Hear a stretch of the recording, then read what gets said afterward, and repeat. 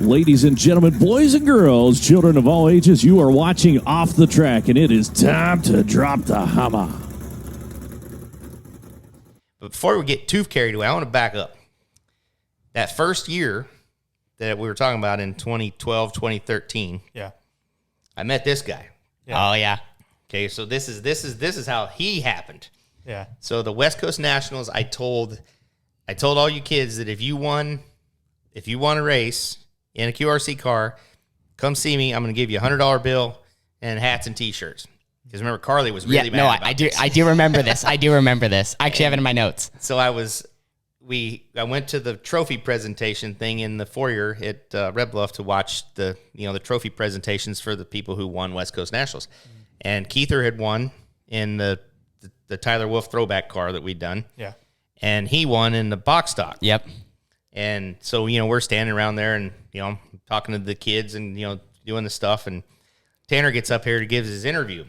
Yeah. And I was like, wait, what?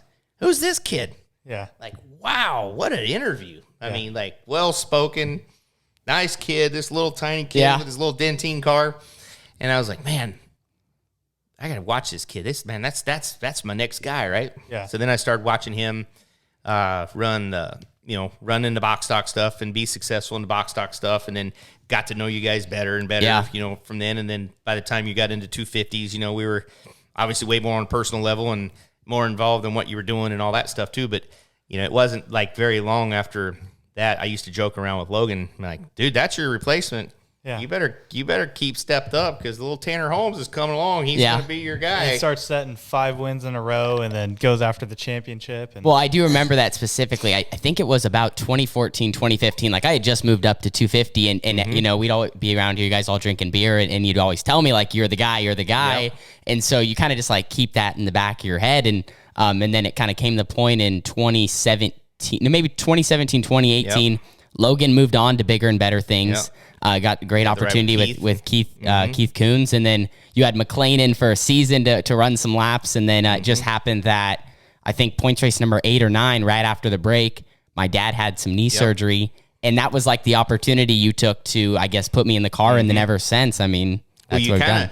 You ended up going to Opens a year before really you were supposed to because you went in the championship, but by your age, and it was going to work perfectly. It's like Logan should be moved on, and Tanner should be turning 15, 16, and then he went and won the championship and moved into Opens a year early, and it's like, man, this is really messing up my plans. Yeah.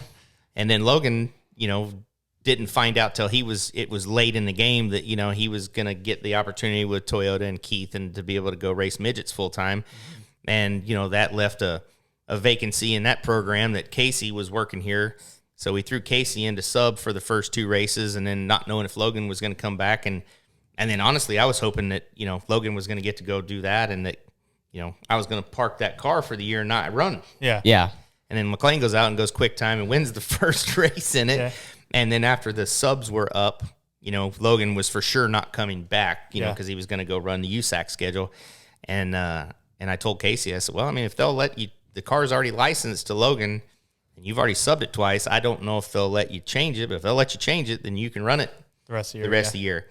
But otherwise, I was going to park it, and I was going to go hang out with those guys and help Tanner, transition into his first year, and then finagle him away from his family operation and try to, get him in our car. And then, like you said, your dad had that surgery on his knee, and he'd asked me, he's like, hey, can you help take care of Tanner's car? Your mom was going to tow the trailer back and forth, and your dad was going to be crippled. And I'm like, just let me run him. I said, I'll just run him. I said, you can leave Carly's car. We'll take care of it. We'll help you guys without. There's no sense in hauling trailers up and down the road if your knee's messed up and you can't walk and can't work on the cars. I mean, just leave him here. We'll do it.